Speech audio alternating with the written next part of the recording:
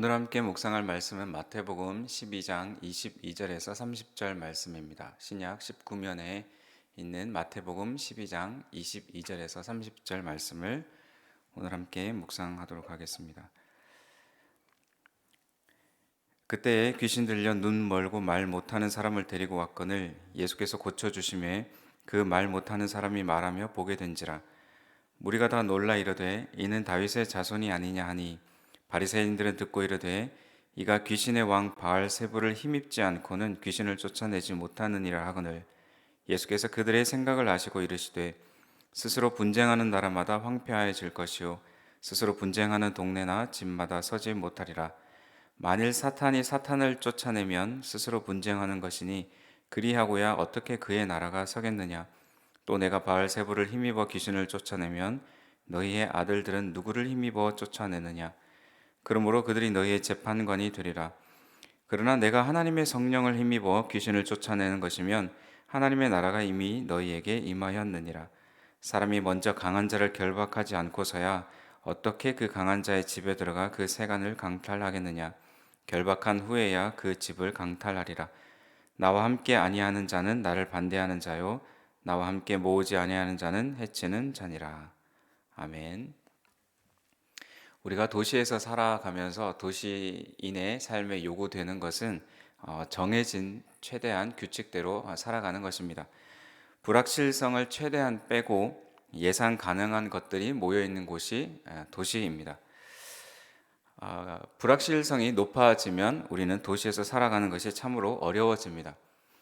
광화문을 지나면서 공사로 인해서 차선이 수시로 바뀌거나 교회를 오는데 마라톤 대회를 하면 그날은 불편해함이 커집니다. 틀에 맞춰서 사는 것은 시골의 삶보다는 도시의 삶에 가깝습니다. 그런데 우리가 어느덧 인지하지 못한 채 틀에 맞춰져 사는 것이 익숙해져 가는데 그렇게 살다 보면 우리의 생각도 점점 굳어집니다. 어릴 때 우리의 생각이 말랑말랑했다면 이제 나이가 들어가면서 생각이 굳어지고 좌우에 두꺼운 벽이 서 있는 것처럼 고정관념으로 자리 잡혀 가는데 우리가 도시의 삶에 머물면 그런 생각들이 굳어질 수가 있습니다.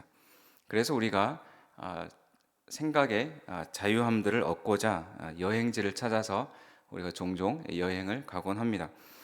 예수님 당시에 많은 사람들이 예수님의 기적을 보면서 두 가지 반응을 보입니다. 그 중에 무리들은 고정관념에 매여 있지 않고 놀라운 일을 보면 놀랍다라고 반응을 합니다. 이런 일은 내 눈으로 처음 본다 이렇게 반응을 했죠. 근데 한편에 바리새인들은 자신들의 고정관념에 사로잡혀 있고 마치 도시에서 오래 살고 어린아이가 아닌 어른처럼 틀에 맞춰서 그렇게 살았습니다. 만약에 자신들이 생각하는 장로들의 전통이라는 그 틀에 맞지 않으면 억지로라도 구겨 넣어서 그것을 이해하고 적용하려고 했던 바리새인들입니다. 그런데 그 틀에 억지로 넣다 보면 그들이 궁색한 변명을 하게 되어집니다. 그래서 오늘 본문에 보면 예수님을 귀신처럼 마술을 하는 그런 사람처럼 또 사탄으로 비하하면서 자신들의 틀을 깨지 않고 그들의 교만함을 계속적으로 내세우고 있는 그런 본문을 우리가 볼 수 있습니다. 예수님을 그렇게 따라다니면서 예수님 가까이에서 기적을 그렇게 많이 보았는데도 바리새인들은 예수님을 보지 못했습니다. 기적을 예수님의 편에 있는 사람들만 그 앞에서 예수님이 기적을 행하셨더라면 사람들이 안 믿을 수도 있겠지만 예수님의 기적은 예수님을 반대하는 사람들 앞에서도 기적을 베푸셨습니다. 그러니 반대편이라 하더라도 예수님의 기적을 부정할 수는 없습니다. 그런데 그 기적을 해석하는 안목이 필요합니다. 오늘 본문을 보면서 고정관념을 깨시는 예수님을 우리가 따라다니면서 우리가 가지고 있는 틀은 무엇이 있을까? 그 틀을 깨는 연습을 함께 하기를 원합니다. 오늘 본문을 두 부분으로 나눠보면 첫 번째는 22절에서 23절 귀신 들린 자를 고치심, 또 24절에서 30절은 예수와 바알세불에 관한 이야기가 나옵니다. 우리의 생각을 아시는 주님께 우리의 굳은 마음과 생각을 부드럽게 하여 주시기를 우리가 구하면서 주님께 고집을 꺾고 완전히 주님 편에 서서 성령의 능력과 하나님의 나라를 그 나라의 풍성함을 누려가는 성도님들이 되시기를 소망합니다. 22절에서 23절 말씀을 먼저 보겠습니다. 귀신 들린 자를 고치신 예수님이신데 우리는 이미 마태복음 9장에서도 이와 비슷한 내용을 보았습니다. 마태복음 9장 32절에 보면 사람들이 귀신 들려 말 못하는 사람을 예수님께로 데려옵니다. 예수님이 고쳐주시니까 무리가 33절에 반응을 하는데 33절에 보면 귀신이 쫓겨나고 말 못하는 사람이 말하거늘 무리가 놀랍게 여겨 이르되 이스라엘 가운데서 이런 일을 본 적이 없다 하되. 자, 귀신 들린 사람의 형편을 조금 괜찮게 하는 것이 아니라 귀신을 쫓아내고 또 귀신 들려서 말을 못했다가 이제 말을 하게 됩니다. 깨끗하고 온전하게 회복되었습니다. 사람들이 이스라엘 가운데서 이런 일을 본 적이 없다라고 반응을 보입니다. 그런데 오늘 본문에는 그보다 더 형편이 어려운 사람이 등장합니다. 동일하게 귀신이 들렸는데 말 못하는데 눈까지 안 보이는 그런 사람입니다. 눈까지 안 보이니 얼마나 형편이 더 불쌍합니까? 예수님께로 오니 지금까지 듣도 보도 못한 기적이 또한 일어납니다. 그것을 보고 34절에 바리새인들은 이르되 그가 귀신의 왕을 의지하여 귀신을 쫓아낸다 하더라. 같은 기적을 보았지만 바리새인들의 반응은 너무나 상반됩니다. 어제 묵상을 통해서도 긍휼이 없는 바리새인, 또 안식일이지만 안식일에 악한 생각과 악한 일을 하려고 하는 그들을 우리는 보았습니다. 바리새인들이 가지고 있던 자신의 틀에 벗어나는 그 예수님을 그들은 불편해하고 참을 수가 없었습니다. 자, 23절에 무리가 다 놀라 이르되 이는 다윗의 자손이 아니냐 하니, 이것은 질문이 아니라 이분은 반드시 다윗의 자손입니다라는 강한 긍정을 표현하는 것입니다. 자, 이전에 비슷한 예를 보았으니까 이번에 무리들의 반응 속에 이런 일을 처음 보았다, 이런 문구는 없습니다. 자, 이제 이런 상황에서 바리새인들은 이 흥분하고 놀라고 있는 이 무리들의 반응, 또 이 질문 속에 어떤 반응을 내어놓아야만 했습니다.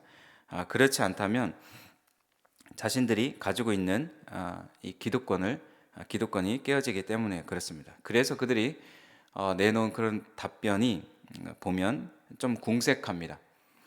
억지로 해석을 하려다 보니 저번에 했던 말처럼 귀신의 왕을 의지해서 귀신을 쫓아낸다, 이렇게 말을 합니다. 그들은 보여진 그 현상을 속임수나 마술처럼 보려고 했습니다. 자, 예수님이 이번에도 9장에서처럼 그냥 그들의 말을 듣고 넘어가셨을까요? 이번에는 예수님이 답을 해주십니다. 마태복음 15장에 가보면 바리새인들은 장로들의 전통을 중요하게 여겼습니다. 그 전통을 중요하게 여기는 정도가 하나님 말씀보다 더 위에 두었습니다. 그리고 예수님은 23장에 가서 바리새인들에게 어리석은 맹인이라고 말씀하십니다. 자, 눈먼 자는 눈을 뜨고 말을 하는데 정작 눈을 뜨고 예수님의 기적을 보고 있는 그들은 바리새인들이 진짜 맹인입니다. 예수님 앞에서 우리가 가지고 있는 그 고집스러움, 또 고정관념과 틀을 깨뜨려야 합니다. 그래야만 보이지 않는 것이 보여지기 시작합니다. 그렇지 않으면 우리의 인생은 겉으로 보여지는 외적인 모습과 달리 점점 궁색해져 가게 되어집니다. 자신의 삶의 좌우에 높게 쌓여 있는 그 고정관념이라는 벽을 깨트리는 새로움을 찾아 영적 여행을 그런 시간을 가져보기를 원합니다. 두 번째로는 예수와 바알세불입니다. 예수님이 이번에는 그냥 넘어가지 않으시고 길게 설명하십니다. 마태복음의 후반 분위기와 달리 아직 예수님은 바리새인들을 혼내시기보다는 그들이 조금이라도 더 이해하기 원하는 그런 모습이 본문에 있습니다. 25절에 보면 예수께서 그들의 생각을 아시고 이르시되 스스로 분쟁하는 나라마다 황폐하여질 것이요 스스로 분쟁하는 동네나 집마다 서지 못하리라. 자, 지금 이 병자를 고치는 것이 사탄이 사탄을 쫓아내고 있는 결과로 일어난 일이라면 사탄이 과연 남아 있을 수 있겠냐, 이렇게 물으십니다. 사탄끼리 서로 쫓아내고 싸우면 그러면 사탄이 자멸해 버릴 텐데, 그런 일이 일어나서 사탄이 다 자멸하면 귀신 들리는 이런 이런 일은 일어나지 않아야 하는 것이죠. 그러나 예수님은 성령의 능력으로 귀신을 쫓아내십니다. 28절에 보면 그러나 내가 하나님의 성령을 힘입어 귀신을 쫓아내는 것이면 하나님의 나라가 이미 너희에게 임하였느니라. 자, 귀신이 쫓아내진 것을 병자가 깨끗하게 나은 것으로 확실하게 증명을 해 보이십니다.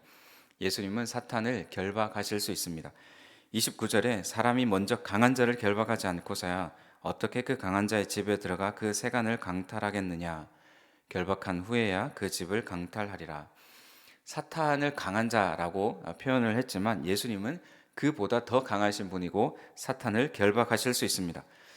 예수님이 바리새인들의 말처럼 귀신의 왕 바알세불이라 그렇게 비하되어진다면 만약에 그렇다면 앞을 보지 못하고 말 못하는 사람에게 들어간 귀신을 칭찬을 해 주어야 합니다. 귀신의 왕이라면 더 열심히 사람들을 어렵게 하고 무너뜨리고 망가지게 하라라고 하면서 지금까지 이런 일을 잘했다라고 칭찬을 해야 마땅한 일이죠. 그런데 예수님은 그 귀신을 쫓아내시는 거죠.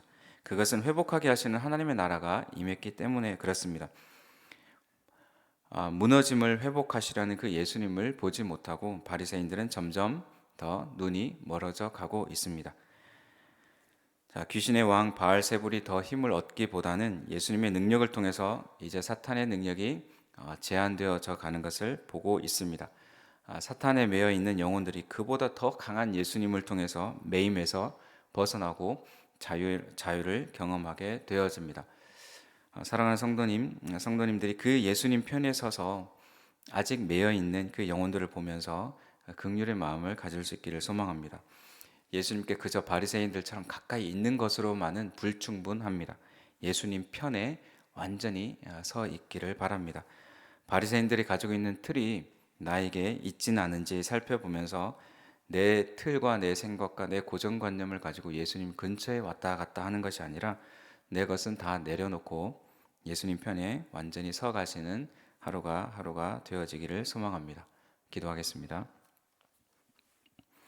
하나님 아버지, 귀신 들린 불쌍한 영혼을 주님이 자유하게 해주셨는데 고쳐주셨는데 그것을 보지 못하고 자신들의 틀로 해석하려는 바리새인들의 모습을 보았습니다. 우리의 삶이 정해진 삶을 살아가는 그 틀 안에서 우리의 생각마저 굳어지지 않게 도와주시고 우리가 나의 생각들이 또 나이가 들어갈수록 또 세월을 더 살아갈수록 주님 앞에서 우리의 고정관념이 깨어지고 주님이 하시는 일들을 우리가 올바르게 바라볼 수 있도록 주님 도와주옵소서. 예수님을 통해서 매여있던 영혼이 자유를 얻었습니다. 우리 또한 그것을 경험한 자로서 하나님 나라를 경험해가는 하루하루가 되어질 수 있도록 도와주시고 우리 주변에 또한 여전히 매여있는 영혼들이 있다면 그들을 위해 기도하고 하나님의 은혜가 그들에게도 임할 수 있도록 우리가 힘쓸 수 있도록 기도할 수 있도록 주님이 도와주옵소서. 감사합니다. 예수님 이름으로 기도합니다. 아멘.